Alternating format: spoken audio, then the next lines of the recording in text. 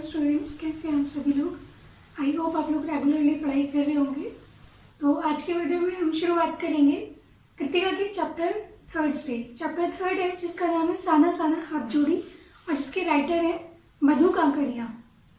इस चैप्टर को शुरू करने से पहले चैप्टर के बारे में थोड़ा सा जान लेते हैं कि चैप्टर किस बारे में। चैप्टर एक यात्रा वृत्तांत है। यात्रा वृत्तांत क्या होता है कि हम जब कभी किसी ट्रैवल पे जाते हैं, किसी यात्रा पे जाते हैं, तो उस यात्रा को अपने शब्दों में बयां करना, उसको बोलते हैं यात्रा वृत्तांत। तो ये मधु काकड़िया जी का एक यात्रा वृत्तांत है। जब वो महानगरों की जिंदगी से ऊब जाती थी तो वो किसी ना किसी यात्रा पे निकल जाती थी। इस तरीके से उन्होंने अपने राइटिंग में बहुत सारे यात्रा वृत्तांत को शामिल किया है और उन्हीं यात्रा वृत्तांतों में से ये एक है। अब साना साना हाथ जोड़ी में मधु काकड़िया जी पूर्वोत्तर भारत के सिक्किम राज्य की राजधानी गंगटोक और उसके आगे हिमालय में जाती है और उसी का वर्णन है। इस चैप्टर में उन्होंने वहाँ की जो जीवन शैली है, जो वहाँ के लोगों का परिश्रम है, मेहनत है, वहाँ के लोगों का अभाव है, गरीबी है, उसको बड़े ही सुंदर तरीके से उसका वर्णन किया है। साथ ही हिमालय के सौंदर्य का भी बहुत अच्छा वर्णन किया है। तो इस चैप्टर में हमें सौंदर्य भी देखने को मिलेगा और जो मानव मूल्य है वो भी देखने को मिलेंगे। तो चलिए चैप्टर शुरू करते हैं। चैप्टर पढ़ने का तरीका वही है, बुक खोल लीजिए मेरे साथ में और चैप्टर की शुरुआत करते हैं। मैंने हैरान होकर देखा, आसमान जैसे उल्टा पड़ा था और सारे तारे बिखर कर नीचे टिमटिमा रहे थे। मधु काकड़िया जी यात्रा पे जा चुकी हैं और उनको ऐसा लग रहा है कि जैसे आसमान उल्टा पड़ा हो, आसमान नीचे है और उस पे सारे तारे बिछे पड़े हैं। क्यों ऐसा लग रहा है? दूर ढलान लेती तराई पर सितारों के गुच्छे रोशनियों की एक झालर सी बना रहे थे। क्या था वह रात में जगमगाता गंगटोक शहर था।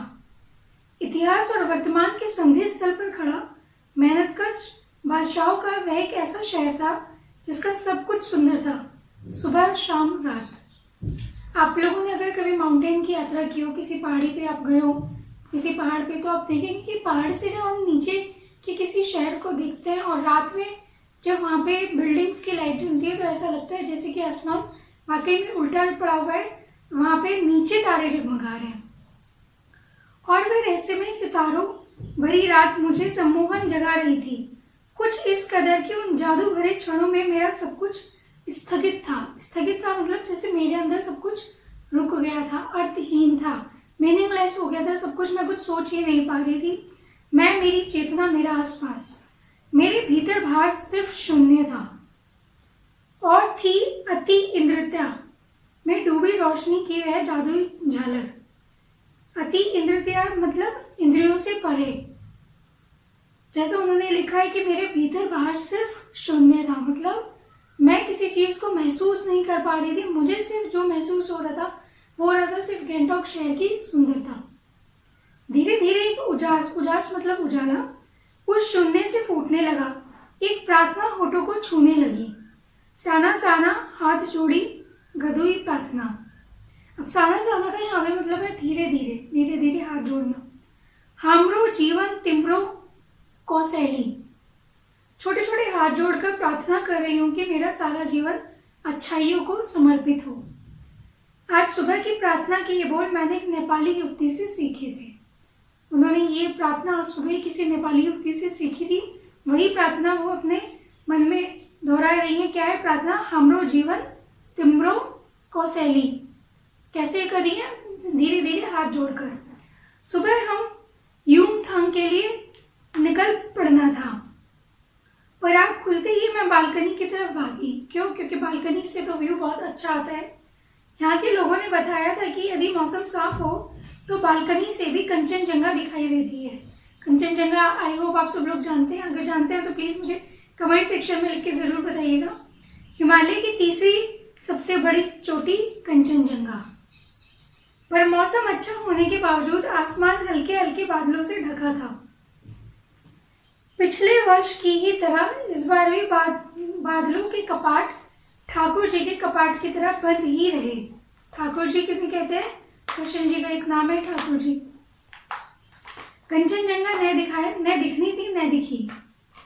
अब वो बालकनी में गई सुबह सुबह ये सोच के कि यहाँ से मुझे सीधे कंचन दिख जाएगी, पर मौसम साफ होने के बावजूद कुछ बादल थे जिसकी वजह से उन्हें कंचनजंगा नहीं दिखी।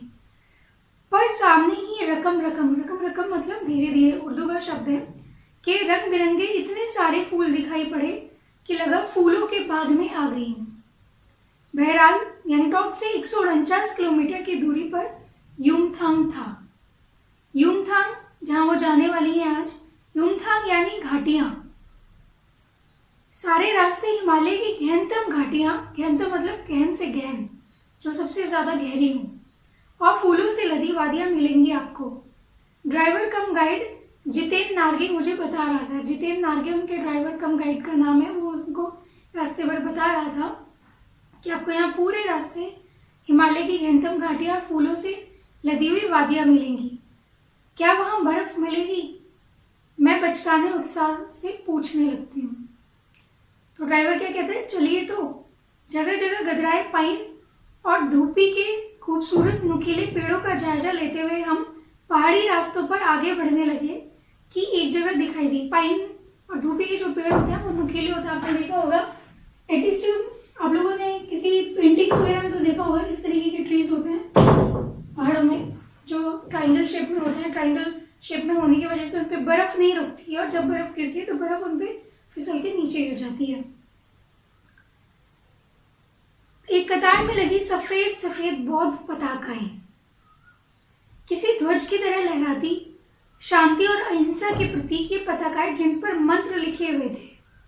नार्गे ने बताया, यहाँ बुद्ध की बड़ी मान्यता है। जब भी किसी बुद्धिस्ट की मृत्यु होती है, उसकी आत्मा की शांति के लिए शहर से दूर किसी भी पवित्र स्थान पर 108 श्वेत पताकाएं फहरा दी जाती हैं। नहीं, उन्हें उतारा नहीं जाता, ये धीरे धीरे अपने आप नष्ट हो जाती हैं।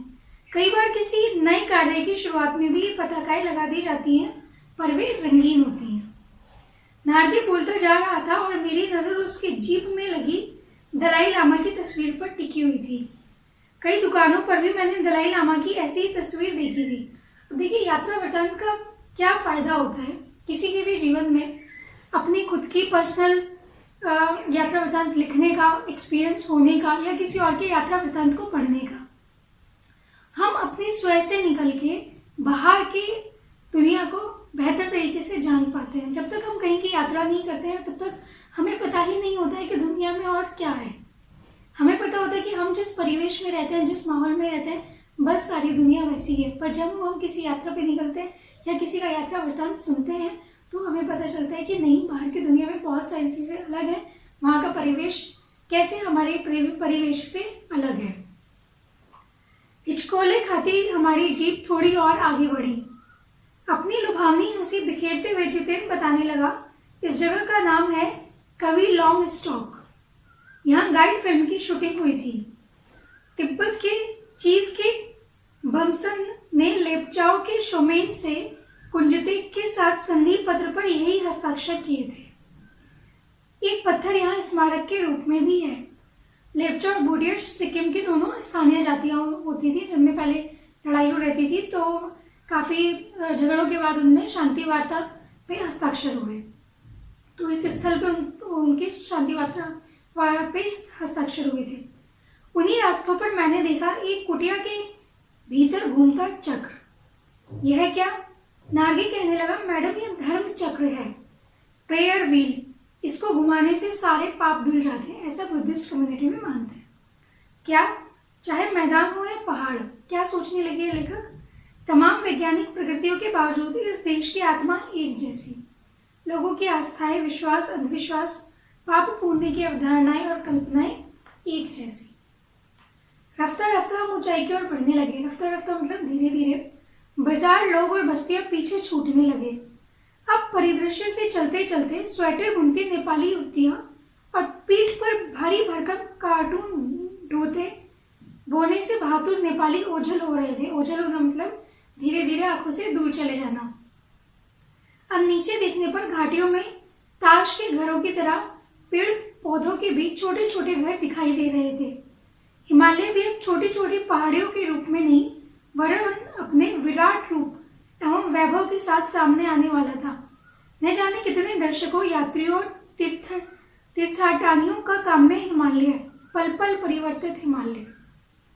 पल पल परिवर्तित हिमालय, आगे देखते हैं क्यों ऐसा कहा है राइटर ने। और देखते देखते रास्ते वीरान, संकरे और जलेबी की तरह घुमावदार होने लगे। हिमालय बड़ा होते होते विशालकाय होने लगा। घटाएं गहराती गहराती पाताल नापने लगी। वादियां चौड़ी होने लगी। बीच बीच में करिश्मे की तरह, करिश्मा मतलब जादू की तरह, रंग बिरंगे फूल शिद्दत से मुस्कुराने लगे। शिद्दत मतलब प्रबलता से।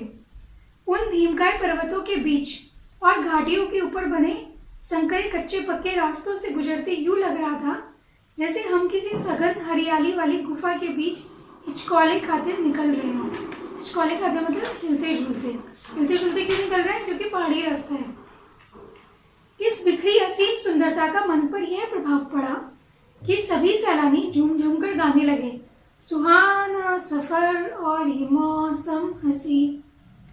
पर मैं मौन थी, किसी ऋषि की तरह शांत थी। मैं चाहती थी कि इस सारे परिदृश्य को अपने भीतर भर लूं। अब राइटर क्या करी थी, सारे जो सैलानी थे उसके जीप में, सारे जो पर्यटक थे वो गाना गा रहे थे, पर राइटर चुपचाप बैठी हुई उस सारे दृश्य का आनंद ले रही थी। पर मेरे भीतर कुछ बूंद बूंद पिघलने लगा था। जीप की खिड़की से मुंडकी निकाल निकाल, मुंडकी मतलब सर निकाल निकाल, मैं कभी आसमान को छूते पर्वतों के शिखर देखती, तो कभी ऊपर से दूध की धार की तरह झरझर गिरते जलप्रपातों को, जलप्रपात मतलब झरने, तो कभी नीचे चिकने चिकने गुलाबी पत्थरों के बीच इठला इठला कर बहती चांदी की तरह कौंध मारती बनी ठनी तिस्ता नदी को। कौंध मतलब चमकती, तिस्ता नदी वहां की नदी का नाम है। सिलीगुड़ी से ही हमारे साथ थी यह तिस्ता नदी, पर यहाँ उसका सौंदर्य पराकाष्ठा पर था। इतनी खूबसूरत नदी मैंने पहली बार देखी थी। मैं रोमांचित थी, पुलकित थी, मतलब पुलकित थी मतलब प्रसन्न थी, चिड़ियों के पंखों की तरह हल्की थी। मेरे नगपति मेरे विशाल, मैंने हिमालय को सलामी देनी चाहिए ऐसा कह के कि तभी जीप एक जगह रुकी। खूब ऊंचाई से पूरे वेग के साथ, वेग मतलब स्पीड के साथ, ऊपर शिखरों के भी शिखर से गिरता फेन उगलता झरना। फेन मतलब झाग, मतलब ऊपर शिखर से जो पानी गिर रहा था, जो झरना गिर रहा था, ऐसा लग रहा था जैसे वो इतना सफेद था वो, जैसे कि वो झाग निकल रहे हैं उसमें से। इसका नाम था सेवन सिस्टर्स वाटरफॉल। फ्लैश चमकने लगी। सभी सैलानी इन खूबसूरत लम्हों की रंगत को कैमरे में कैद करने में मशगूल थे। मशगूल मतलब व्यस्त थे। अब सेवन सिस्टर वाटरफॉल के, वाटरफॉल तो आप लोग जानते हैं झरने को कहते हैं। सेवन मतलब सात, सिस्टर मतलब बहने, तो सेवन सिस्टर वाटरफॉल ऐसा नाम क्यों दिया गया है इसका? अगर आप लोगों को पता है तो कमेंट सेक्शन में लिखिए, मुझे पता लगेगा कि आपको पता है। और अगर आपको नहीं पता है तो मैं अपनी नेक्स्ट वीडियो में जब हम ये चैप्टर आगे कंटिन्यू करेंगे तो उसमें मैं आपको जरूर बताऊंगी, और फिर मैं आपके कमेंट्स भी चेक करूंगी कि आप में से किसने लिखा है और नहीं लिखा है।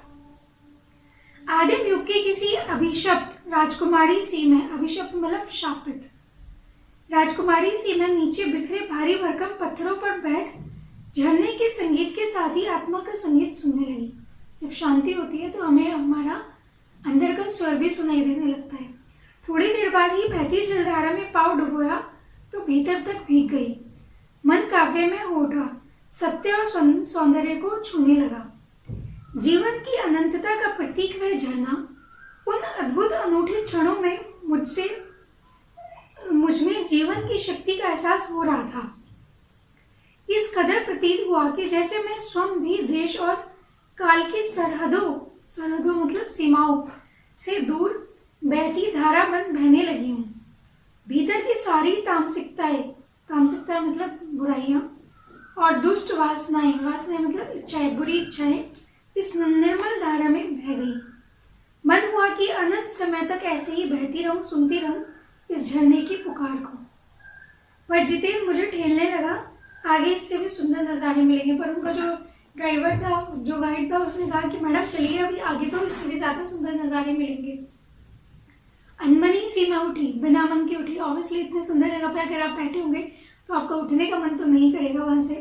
थोड़ी देर बाद ही वही नजारे आंखों और आत्मा को सुख देने वाले, कहीं चटक हरे रंग का मोटा कालीन ओढ़े तो कहीं हल्का पीलापन लिए तो कहीं पलस्तर उखड़ी दीवार की तरह पथरीला, और देखते ही देखते परिदृश्य से सब छूमंतर, जैसे किसी ने जादू की छड़ी घुमा दी हो।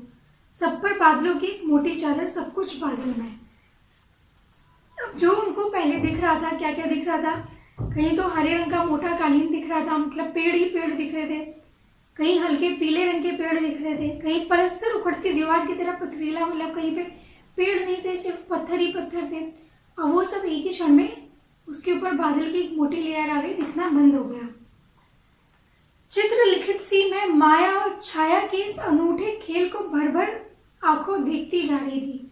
माया और छाया का अनूठा खेल क्यों कहा है लेखिका ने इसे? माया इसलिए क्योंकि बहुत ही सुंदर सुंदर नजारे उनको देखने को मिल रहे हैं। छाया इसलिए क्योंकि पल भर में वो गायब हो जा रहे हैं। प्रकृति जैसे मुझे सयानी मतलब समझदार बनाने के लिए जीवन रहस्यों का उद्घाटन करने पर तुली हुई थी। धीरे धीरे धुंध की चादर थोड़ी छटी। अब वहां पहाड़ नहीं, दो विपरीत दिशाओं से आते छाया पहाड़ थे, और थोड़ी देर बाद ही वे छाया पहाड़ अपनी श्रेष्ठतम रूप में मेरे सामने थे। जीप थोड़ी देर के लिए रुकवा दी गई। मैंने गर्दन घुमाई, सब और जैसे जन्नत बिखरी पड़ी थी। जन्नत मतलब स्वर्ग। नजरों के छोर तक खूबसूरती ही खूबसूरती, मतलब जहां तक देखो वहां तक सौंदर्य ही सौंदर्य नजर आ रहा था। अपने को निरंतर दे देने की अनुभूति कराते पर्वत, झरने, फूलों, घाटियों और वादियों के दुर्लभ नजारे। दुर्लभ मतलब वो जो बहुत मुश्किल से मिलते हैं। वहीं कहीं लिखा था थिंक ग्रीन। आश्चर्य, पल भर में ब्रह्मांड में कितना कुछ घटित हो रहा था। सतत प्रवाहमान झरने, सतत मतलब लगातार बहने वाले झरने, नीचे वेग से बहती तिस्ता नदी, मतलब नीचे बहुत गति से बहती तिस्ता नदी, सामने उठती धुंध, ऊपर मंडराते आवारा बादल, मध्यम दिन मतलब धीरे धीरे हवा में हिलोते लेते प्रियता और रोडोडेंड्रो के फूल, सब अपनी अपनी लय, तान और प्रवाह में बहते हुए। चेरवेती मतलब जैसे कह रहे हो कि चलते रहो। और समय की इसी सतत प्रवाह में तिनके सा बहता हमारा वजूद, हमारा अस्तित्व।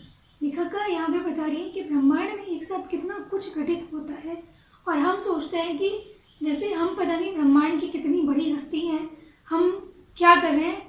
जब हम इन सारे नज़ारों को एक साथ देखते हैं अपने परिवेश से बाहर निकल के, तो हमें समझ में आता है कि हमारा वजूद, हमारा अस्तित्व वाकई में कितना छोटा है। पहली बार एहसास हुआ जीवन का आनंद यही चलायमान सौंदर्य है। संपूर्णता के उन क्षणों में मन इस बिखरे सौंदर्य से इस कदर एकात्म हो रहा था कि भीतर बाहर की रेखा मिट गई थी। आत्मा की सारी खिड़कियां खुलने लगी थी। मैं सचमुच ईश्वर के निकट थी। सुबह सीखी प्रार्थना फिर होठों को छूने लगी। साना हाथ जोड़ी कि तभी वह अतीन्द्रिय संसार खंड खंड हो गया। वह महाभाव सूखी टहनी सा टूट गया। क्यों? दरअसल मंत्र मुक्त सी में तंद्रिल अवस्था मतलब सोचते सोचते थोड़ी दूर तक निकल आई थी कि अचानक पाँव पर ब्रेक लगी। क्यों पाँव पर ब्रेक लगी? क्या देखा ऐसा? जैसे समाधिस्थ भाव में नृत्य करती किसी आत्मलीन नृत्यांगना के नुपुर अचानक टूट गए। नुपुर मतलब घुंघरू। मैंने देखा इस अद्वितीय सौंदर्य के निरपेक्ष कुछ पहाड़ी औरतें पत्थरों पर बैठी पत्थर तोड़ रही थी। गुथे आटे सी कोमल काया पर हाथों में कुदाल और हथौड़े। कईयों के पेट पर बंधी डोको मतलब बड़ी सी टोकरी होती है जिसमें वो अपने बच्चे को कैरी करती है। मैं उनके बच्चे भी बंधे हुए थे। कुछ कुदाल को भरपूर ताकत के साथ जमीन पर मार रही थी। इतने स्वर्गीय सौंदर्य, नदी, फूलों, वादियों और झरने के बीच भूख, मौत, धन्य और जिंदा रहने की यह जंग, मातृत्व और श्रम साधना साथ साथ। वहीं पर खड़े BRO मतलब बोर्ड रोड ऑर्गेनाइजेशन के कर्मचारी से पूछा मैंने, यह क्या हो रहा है? उसने चुहलबाजी के अंदाज में बताया, जिन रास्तों से गुजरते हुए आप हिम शिखरों से टक्कर लेने जा रही हैं, उन्हीं रास्तों को ये पहाड़ी ने चौड़ा बना रही है। तो लेखिका ने कहा बड़ा खतरनाक कार्य हो गया है। मेरे मुंह से अकस्मात निकला, मतलब अचानक से निकल गया। वह संजीदा हो गया। कहने लगा पिछले महीने तो एक की जान भी चली गई थी। बड़ा दुस्साध्य कार्य है, दुस्साध्य मतलब मुश्किल, पहाड़ों पर रास्ता बनाना। पहले डायनामाइट से चट्टानों को उड़ा दिया जाता है, फिर बड़े बड़े पत्थरों को तोड़ मोड़ कर एक आकार के छोटे छोटे पत्थरों में बदला जाता है, फिर बड़े से जाले में उन्हें लंबी पट्टी की तरह बिठाकर कटे रास्तों पर बाड़े की तरह लगा दिया जाता है। जरा सी चूक और सीधा पाताल प्रवेश। बाड़ा मतलब रास्ता के जो हमने मुंडेर दी है साइड में, आपने देखा होगा जब आप किसी पहाड़ी रास्ते पर ट्रैवल करते हैं तो अगर ये रास्ता जा रहा है तो रास्ते के साइड में यहाँ पत्थरों का, छोटे छोटे पत्थरों का एक जाल सा लगा होता है। और तभी मुझे ध्यान आया, इन्हीं रास्तों पर एक जगह सिक्किम सरकार का बोर्ड लगा था जिस पर बड़े बड़े अक्षरों में लिखा था ever wondered who defied death to build these roads. मतलब आप ताजुब करेंगे कि इन रास्तों को बनाने में लोगों ने मौत को जुटाया है। वाकई में पहाड़ों पर रास्ता बनाना बड़ा कठिन है और हम जितनी आसानी से पहाड़ों पर घूमकर आ जाते हैं उससे भी ज़्यादा मुश्किल होता है वहाँ के लोगों के लिए, हमारे घूमने के लिए उन रास्तों को बनाना। एकाएक मेरा मानसिक चैनल बदला, मन पीछे घूम गया। इसी प्रकार एक बार पलामू और गुलमा के जंगलों में देखा था। लेखिका को याद आ गया अपनी एक पुरानी यात्रा। पीठ पर बच्चे को कपड़े में बांधकर पत्तों की तलाश में वन वन डोलती आदिवासी युवतियां। उन आदिवासी युवतियों के फूले हुए पाँव क्यों? क्योंकि घूम घूम कर पत्तों की तलाश में पैर सूज गए हैं। और इन पत्थर तोड़ती पहाड़ियों के हाथों में पड़े ठाठे मतलब गांठे। जब हम कोई मेहनत का काम करते हैं अपने हाथ से तो हमारे हाथों में गांठें पड़ जाती हैं। एक ही कहानी कह रहे थे कि आम जिंदगियों की कहानी एक जगह एक सी है कि सारी मलाई एक तरफ, सारे आंसू अभाव यात्रा ना और वंचना एक तरफ। और तभी मेरी सहयात्री मणि और जितेंद्र मुझे खोजते खोजते वहां तक आ गए। मुझे गमगीन देख जितेंद्र कहने लगा मैडम ये मेरे देश की आम जनता है, इन्हें तो आप कहीं भी देख लेंगी। आप इन्हें नहीं पहाड़ों की सुंदरता को देखिए जिसके लिए आप इतने पैसे खर्च करके आई हैं। ये देश की आम जनता ही नहीं, जीवन का प्रति संतुलन भी है। ये वेस्ट एट रिपेयरिंग, मतलब कम लेना और ज्यादा देना है। कितना कम लेकर ये समाज को कितना अधिक वापस लौटा देती हैं। मन ही मन सोचा मैंने। हम वापस जीप की ओर मुड़ने लगे कि तभी मैंने देखा वे श्रम सुंदरिया किसी बात पर इस कदर खिलखिलाकर हंस पड़ी कि जीवन लहरा उठा था और वह सारा खंडहर ताजमहल बन गया था। तो यहाँ पे मैं इस वीडियो को समाप्त करती हूँ और इस चैप्टर को हम आगे कंटिन्यू करेंगे सेकेंड वीडियो में। So stay tuned.